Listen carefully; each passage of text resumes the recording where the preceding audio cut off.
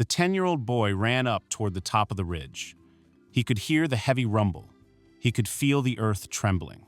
He climbed higher, hands gripping jagged, broken rocks, scraping his skin, ignoring the sting.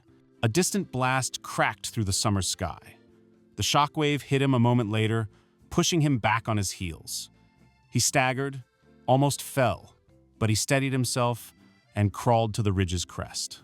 Below, the vast Peñasquito mine opened out to the horizon. Lights blinked as trucks crawled down into the valley that had been carved out by massive machines. A geyser of dust rose in the west from the latest explosion. To the boy, it looked like the world's mouth was wide open. He felt a hand seize his collar. His mother snapped, "Victor, what are you doing here?" He didn't answer. His eyes were on the mine. He didn't care that he might be in danger. He was drawn to the machinery, the rocks, dirt, and dust. He studied the huge excavators. Victor's mother dragged him back down the ridge, muttering, scolding, clutching him tight as if he were a treasure more precious than silver. It was 2010. He would later learn that this was the first year of the mine's commercial production. At that time, a market sprang up every Saturday morning in Mazapil. Victor Carrillo Flores walked with his mother through the narrow-walled street under a patchwork of cloth sunshields that billowed in the breeze. Vendors shouted, chickens clucked, beans simmered, and metal pots clanged. Mazapil lived, breathed, and sweated in that market. Then Victor saw him. A tall man moved through the crowd as though he were not part of the heat, dust, and noise. A gringo. His boots were too clean, his shirt too crisp, his face too pale for Mazapil. He walked with the confidence of a man who knew places no one else had seen. Victor tugged at his mother's skirt, saying, "Who is he?" His mother hesitated for a moment. She guessed he was a manager at the mine, maybe a geologist. She knew he was a foreigner, but she did not know he was from Arizona. So, she chose a simpler truth. She said, "He is a silver man." Victor stared, watching the man's steady, confident gait as he disappeared into the market crowd. Under the man's pale skin, Victor imagined there were plates of shining armor. Maybe his bones were made of silver, too. The boy would never forget what he saw. He would never forget what his mother called the stranger. At his elementary and high school, Victor pushed hard to achieve success, and his teachers knew he was an outstanding student. So, it was no surprise that at 18 years old, he received a letter that had been sent from Mexico City. When he opened it and explained its contents to his parents, his mother cried, torn between happiness and sadness. His stoic father embraced the young man in a wordless gesture of great pride. The letter, from the National Autonomous University of Mexico, offered Victor Carrillo Flores a full scholarship. Mexico City swallowed him whole. At first, he was overwhelmed by the booming cacophony during the day and the luminous sky-high halo at night. Some 25 million people created a huge sphere of endless activity and abundance. But, even here, Victor rose to the challenge. He had a single goal: to gain a degree in mining engineering. He came first in his cohort. He worked hard in the laboratories. He took internships. He never wasted his time. He remembered the silver man in the Mazapil market. After graduating, he joined Fresnillo TLC, which was a badge of honor for a mining engineer. He spent 9 years studying ore charts, mine shafts, economic models, and global supply reports. He experienced 9 years of hard hats and harder truths about metals and markets. Then, he took the biggest gamble of his life. He left Mexico with 2 suitcases and a certainty that the world's biggest silver games did not occur in mines. They were played out in boardrooms in places like New York. He worked from a tiny office in Midtown Manhattan at first.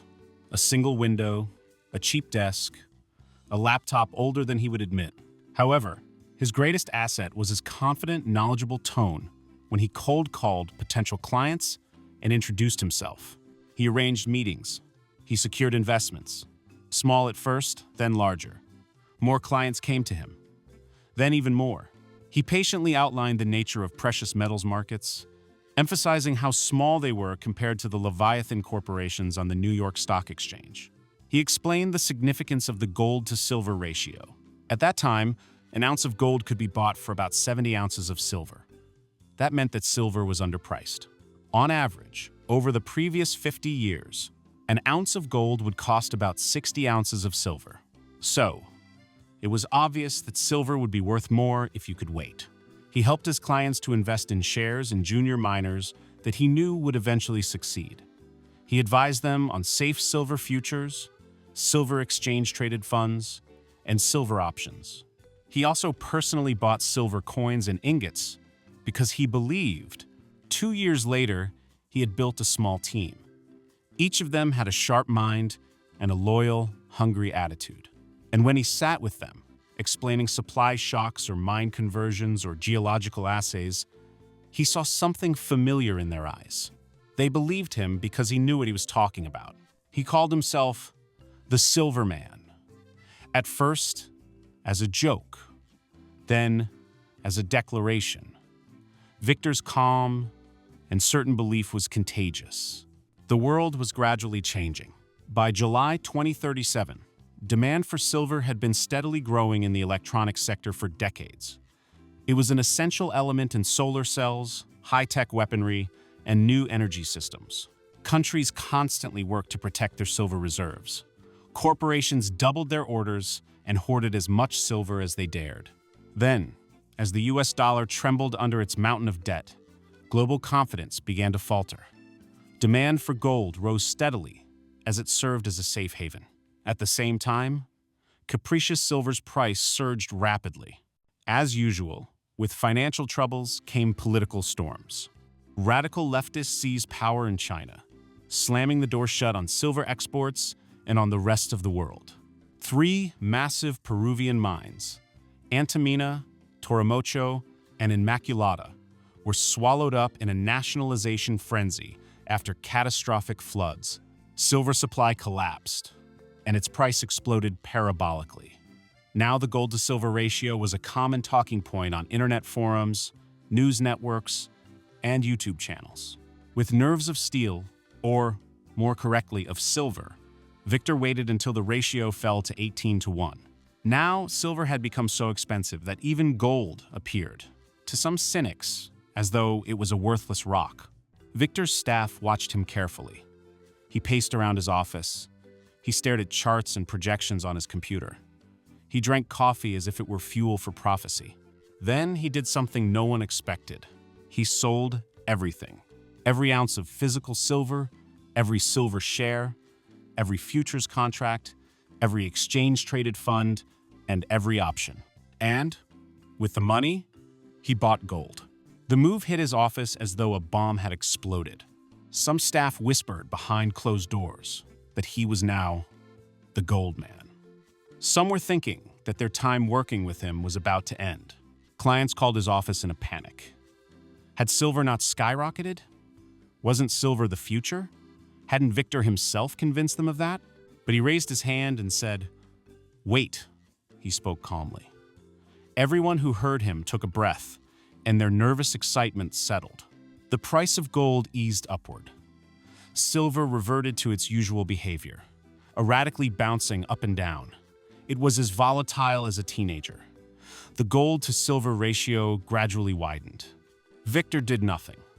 He waited and advised his clients to do the same. The world rolled on, although now it was clear it did so on golden wheels. In the winter of January 2046, New York City was dark, bleak, and cold. Silver had cooled. Then, like the temperature outside, silver's price plummeted. The supply chains had normalized. Midway through a prolonged drought, Peru reopened its export channels as a new set of politicians privatized the main silver mines. Global mining corporations swooped in and made a killing of epic proportions. The Chinese zealots overplayed their communist policies, and the Middle Kingdom's economy fractured. In the social and financial chaos, the ideologues disappeared into prisons. Sanity and silver began flowing freely again. Following the gradual stabilization of US debt, the dollar found a firmer footing around the world, and gold became its trusted backbone. Silver's price continued to decline unevenly until, eventually, It wallowed at just under $100 an ounce as more efficient methods of mining were introduced and new copper alloys were created that could, if need be, replace silver in electronic goods. Eventually, the gold-to-silver ratio hovered at 86-1. Silver was the cheapest it had been in 20 years. That was when Victor struck. He sold every ounce of gold that he personally owned, and he did the same with all his firm's holdings. Then, he bought silver ingots with an aggression that frightened even his most seasoned clients. He acquired tons of it, mountains of it. He bought until the vaults he used in New York, London, Singapore, and Zurich strained under the weight of the endless deliveries. He did not stop there. He scoured the world to buy silver exchange-traded funds, silver mine stocks, and even direct refinery contracts. His staff watched in awe. Then, as he instructed, they waited. 7 years after his buying frenzy, the global precious metals market began to turn once more. Suddenly, silver roared back to life violently, hungrily, like something that had been caged and now tasted freedom. The clients who had trusted Victor saw their portfolios swell like rising seas. Some doubled, some tripled. Some found that Victor had created enough wealth to fund their heirs for generations to come. In September 2065, Victor opened his last staff meeting.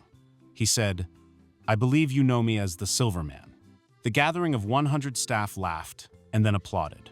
Victor looked at his team and spoke with the calm, knowledgeable tone that he had perfected over the years. He said, "I have, and always will be, the Silver Man.